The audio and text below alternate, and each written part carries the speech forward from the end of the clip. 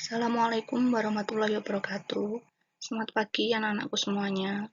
Semoga hari ini kalian semua dalam keadaan sehat walafiat dan tetap semangat dan siap selalu untuk mengikuti pembelajaran secara online.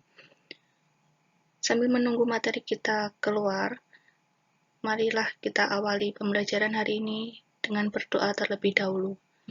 Berdoa menurut agama dan kepercayaan masing-masing. Berdoa mulai.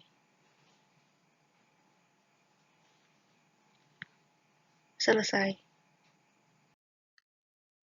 Untuk pembelajaran yang pertama di semester 2 kali ini, kita akan belajar mengenai kerajinan bahan limbah lunak.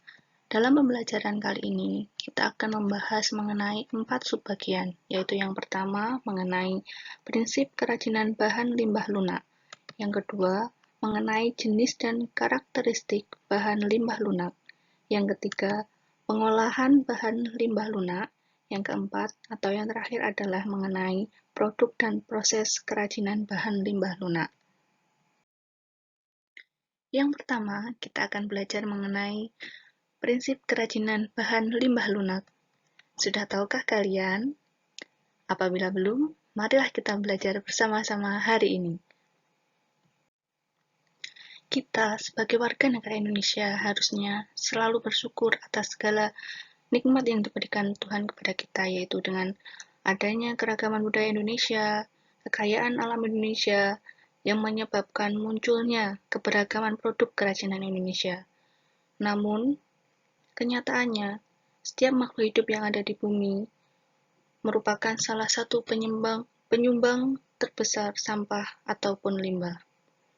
Sampah sendiri merupakan suatu bahan yang terbuang atau dibuang dari hasil aktivitas manusia sehari-hari maupun proses alam yang belum memiliki nilai ekonomis.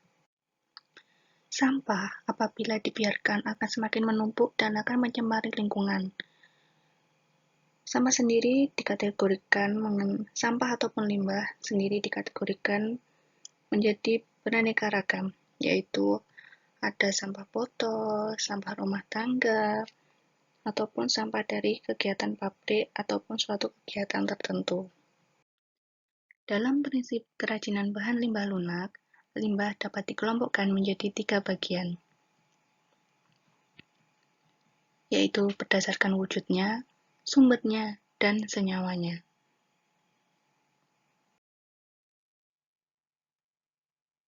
Limbah gas. Limbah gas merupakan jenis limbah yang berbentuk gas. Berikut adalah contoh-contoh jenis limbah gas. Limbah cair adalah jenis limbah yang memiliki fisik berupa zat cair. Berikut adalah contoh-contohnya.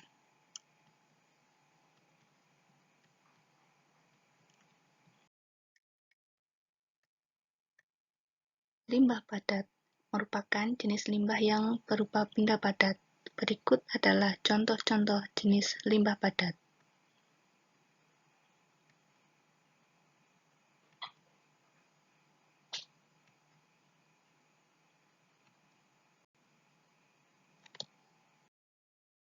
Materi yang kedua, kita akan belajar mengenai jenis dan karakteristik bahan limbah lunak. Tahukah kalian bagaimana karakteristik bahan limbah lunak? Tentu saja, seperti dengan judulnya, limbah lunak. Dari kata tersebut, kita dapat mengetahui bahwa sifat limbah tersebut adalah lunak, yaitu limbah yang bersifat lembut, empuk, dan mudah untuk dibentuk. Apa saja jenisnya? Tentu saja, bahan limbah lunak dibagi menjadi 2 kategori, yaitu limbah lunak organik dan limbah lunak anorganik. Yang pertama, kita akan membahas mengenai kategori limbah lunak organik. Dalam limbah lunak organik, kita akan mempelajari mengenai karakteristiknya, contohnya, dan bahan apa sajakah yang bisa digunakan untuk kerajinan.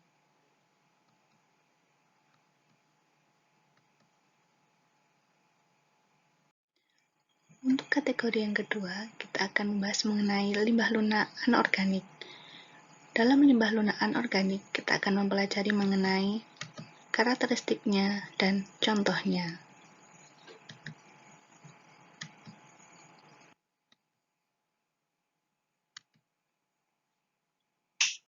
Selanjutnya, materi yang ketiga, mengenai pengolahan bahan limbah lunak.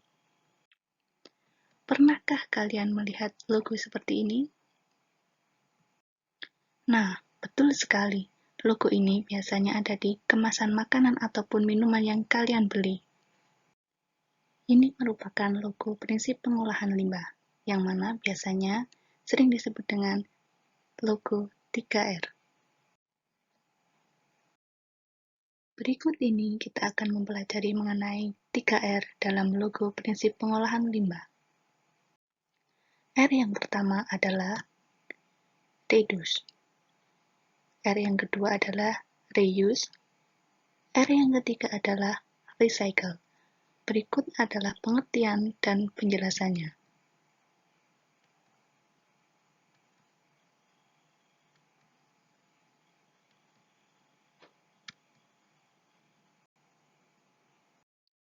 Tak terasa, kita sudah memasuki materi yang keempat, yaitu proses produksi kerajinan bahan limbah lunak.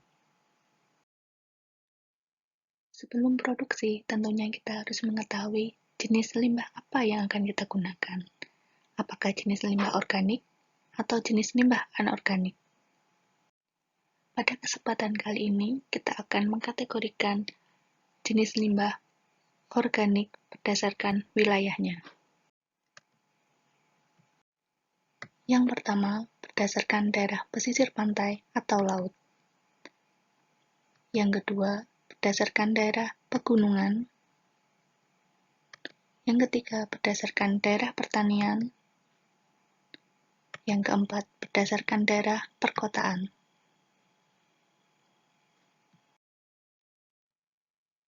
Proses pengolahan bahan limbah lunak.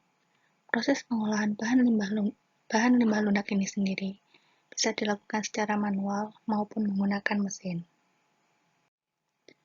Adapun tahap-tahap yang sering digunakan dalam proses pengolahan bahan limbah lunak.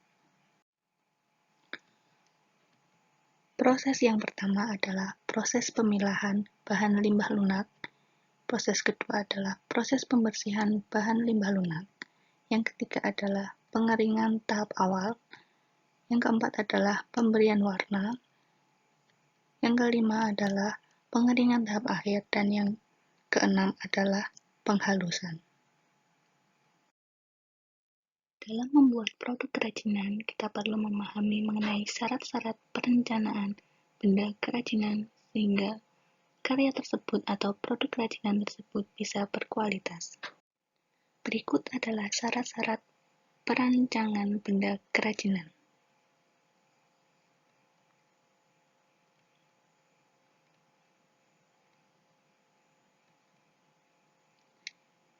Dan ini adalah istilah lainnya.